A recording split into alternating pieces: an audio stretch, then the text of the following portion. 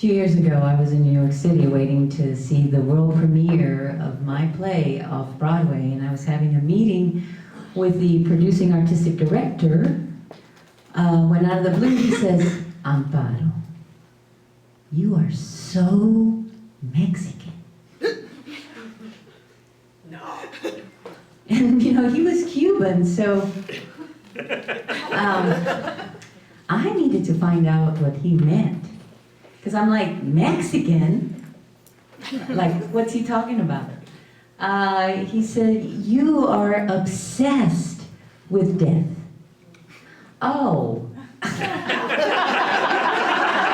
Yeah, isn't everybody? I mean, come on, it's the one thing we're all going to do. It's the one thing we are all going to really accomplish in this lifetime. So if I'm obsessed with that, well, okay, you know, you hear people going, what am I going to be when I grow up? What's going to be my major? He loves me not. You do all of the obsessing, but do you ask, when will I die? How will I die? Why do I die?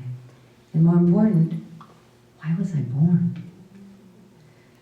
I'm one of those educators that believes that we should be teaching Death 301 beyond writing, arithmetic, and math. And it should at least be taught as you're leaving high school, and if you're going to college, definitely when you're in college, because the little ones already got it going on. They remember, they know all about it, and we're the ones that tell them, oh no, you weren't grown up once like you think you were. Oh no, you didn't see your grandmothers go. You know, we start that, and of course they need a primer course. That's what I'm thinking. So, it's obvious that I'm Mexican. I kind of worked on it tonight a little bit. Okay? So I can get Mexican like that, but what I was starting to wonder was, if I am obsessed with death, when and how did it happen? Well, it probably happened February 28, 1970. It was my father's 40th birthday, and he wants to celebrate it at this little hamburger place at the edge of town, the GNR Drive-In. It's a family place, and he wants to take his little family with him, but I don't want to go. It's Sunday night, I want to watch Ed Sullivan. The Beatles are releasing their world premiere of the Let It Be video, or film at that point, so I don't want to go. So they come and they honk, and I remember clearly opening, because I'm at my grandmother's house, she was the only one that had a TV in our family. And I open the screen door and I go, "Let it be, okay?" I don't want to go to the murder. I didn't say that, but some part of me understood it. My father, it's a family place, 3 brothers show up, he knows them. My mother can't hear what's going on, but it appears that some argument starts. If you knew my father, that wasn't his thing. He was a charming fella. Did not like arguments. If anyone was ever running away from an argument, it'd be my father, but that's not happening on this particular day. He's saying to the people there, my mother can hear him saying, "Have respect, my family's here." 3 brothers, the youngest is 18, he pulls a knife out and stabs my father. If I became obsessed with death, that's probably the moment, even though I wasn't there, because I understood that anything can happen at any time, and for seemingly no good reason that reason knows not of. So, if I am obsessed with death, another time it could have possibly started to happen was June 4th, 1987. My firstborn, Alejandro, is getting ready to crown. And you heard some of the details. Of course, in my son's case, and David Rose is the dad, there was a crowd in the room, you know, that's going to be like who he's going to become, right? He's got family there, he's got friends, it's being captured, kind of like the audio tree this week of his live performance in Chicago. I mean, you know, I'm sure, you weren't selling tickets, were you, for you, David? Okay, good. So it's a community event, a different community, but the same impulse of love and family. And it's a pernicious birth. I actually managed to do it in 3 hours, y'all. Yeah. Well, I mean, he helped. And I think you helped too, huh, David? Yeah. So, but what happened there is that when you crown, that's the hardest part, as you were indicating. And we did the Bradley method too. And there was a midwife there, and it was at home. Is getting that head to come through that cervix. The cervix, if you don't remember your biology, it's the size of a pinhead.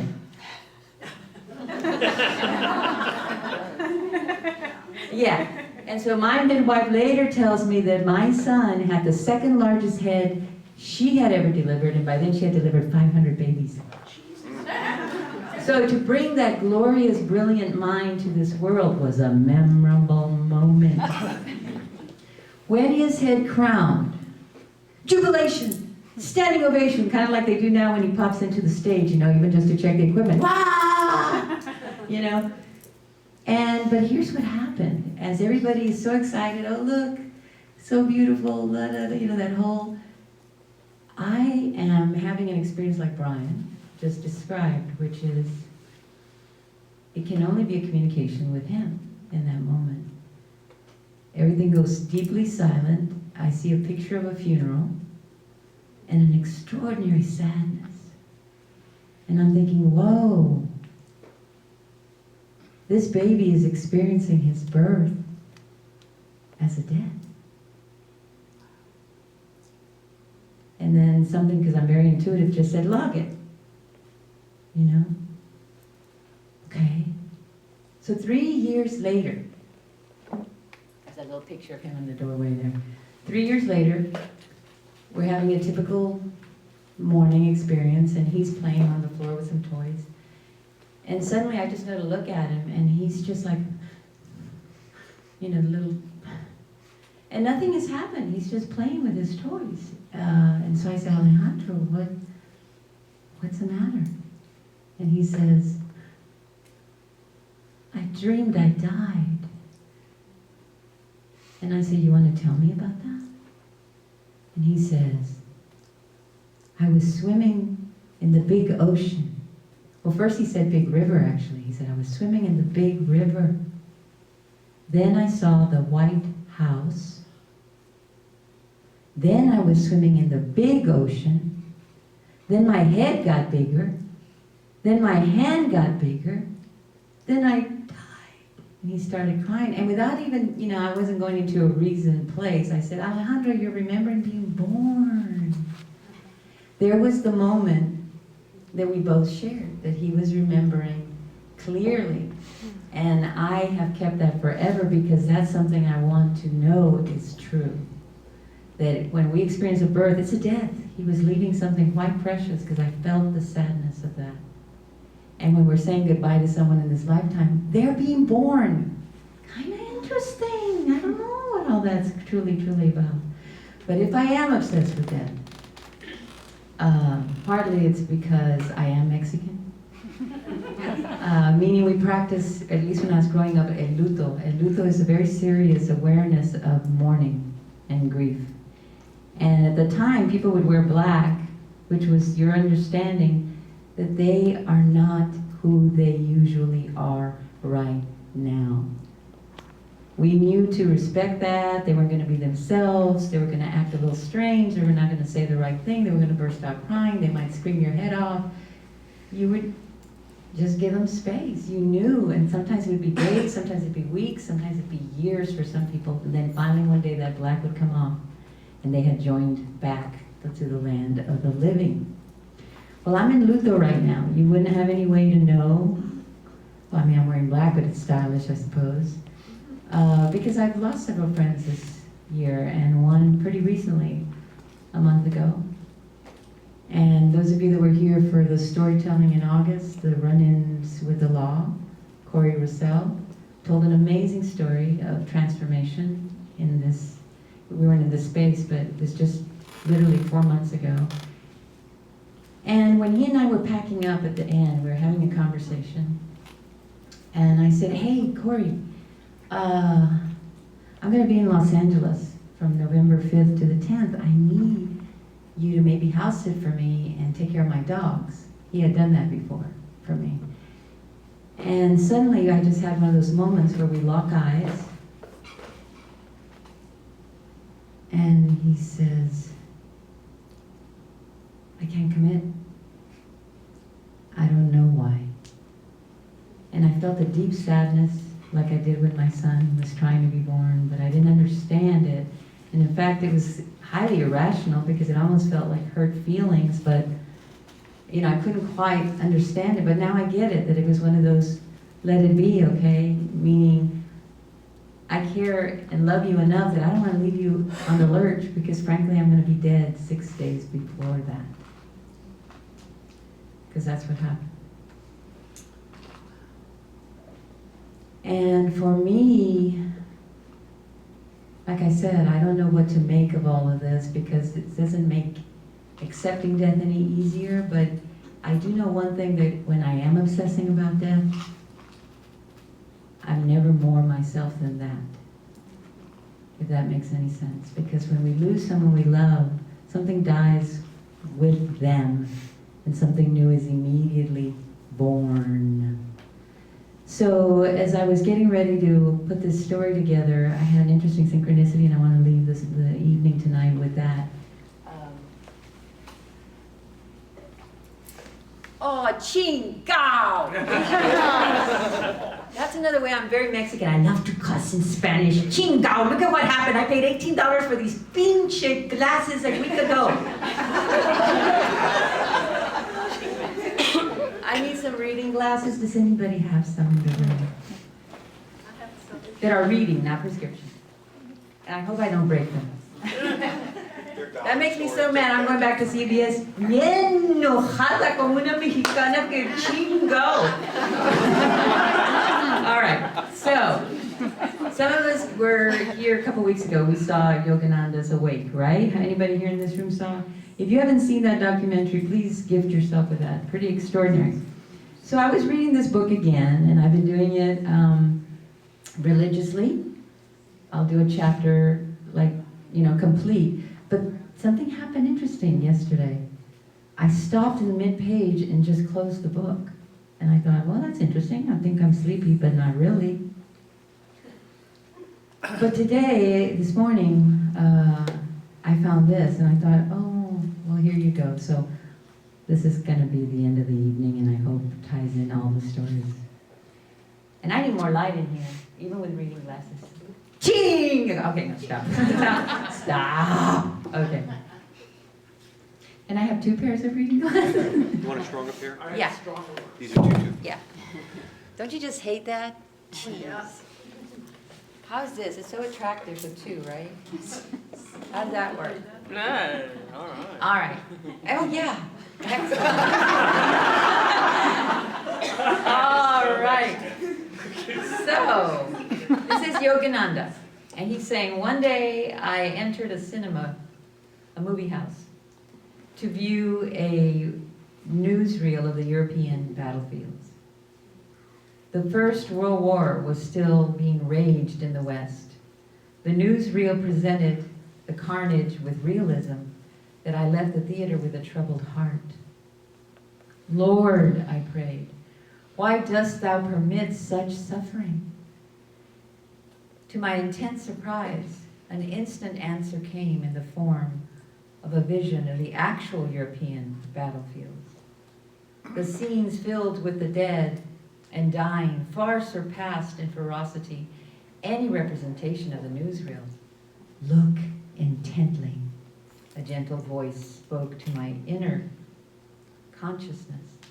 You will see that these scenes now being enacted in France are nothing but a play of chiaroscuro. Is that the word? I don't know what that means. Chiaroscuro. What is it? Chiaroscuro, it's where, yeah, light and dark are used to create illusions. Perfect. They are the cosmic motion picture, as real and as unreal as the theater newsreel you have just seen. A play within a play. The heart was still not comforted. The divine voice went on. Creation is light and shadow both, else no picture is possible. The good and evil of Maya must ever alternate.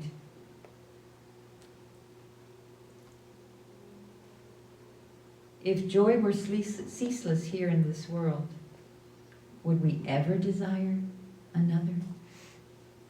Without suffering, he scarcely cares to recall that he has forsaken his eternal home. Pain is a prod to remembrance. The way of escape is through wisdom. The tragedy of death is unreal. Those who shudder at it are like an ignorant actor who dies of fright on the stage when nothing more has been fired at him than a blank cartridge. My sons are children of light. They will not sleep forever in delusion. And that's the quote that he heard in his vision. And then he ends by saying, although I had total scriptural accounts of Maya, they had not given me the deep insight that came with personal vision, and with this personal vision and the accompanying words of consolation. And I loved the synchronicity of this, because how I was going to end the story was to say that my guru, Ninkoli Baba, would say very simply that suffering and death bring us closer to God. That's why they exist. It doesn't take the pain away easily and quickly. But there's something about what my son was saying in that huge wisdom of his soul and that clarity of taking a body. Because, by the way, what was he swimming in? A river in my body for 9 months. Right? The White House, the little Clarksville White Ranch house that he was born in, he actually had a clear understanding that he was coming into this existence in a little white house in freaking Clarksville. The ocean is the actual water breaking, right? Because there's a wave of water that brings the baby, whoop, like a surfer. And when his head popped out, his hand came with it. So he was there holding his own head for a whole minute before that last, whoa, you know? So this is a never-ending story. So I'll just end it here. I'm hoping there's been something for somebody here.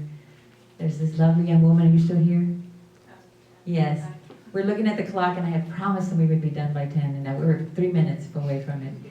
But I just want to share that she came up to me. She grew up in Peru. I was born in Peru, but she said that something about David's story combined with Michelle's story. Yeah. Plus, I was in India and I read autobiography of her. And So read this. little And this is her first time here, so she was saying there's something so perfect about that story with Michelle's story being her story, because her father stole her to bring her into this from Mexico, right? from Peru. Yeah. Even though she was from Peru, but you had to come through pinche Mexico, okay? You want to start with me or what? But what I love is that these stories can be, you know, they're not performances, as you probably noticed. They're raw, sometimes they run away with you. And sometimes just because you've been like, you know, the father of my child, I think you go on and on, okay, David Rose? God. But it's so beautiful, because this is what is primitive about our brains and what we are geared. If you do all the research about stories, we sync up in a very supernatural way when we come together to tell stories this way. So I want to thank all the storytellers. Please come up here and take your picture with me once.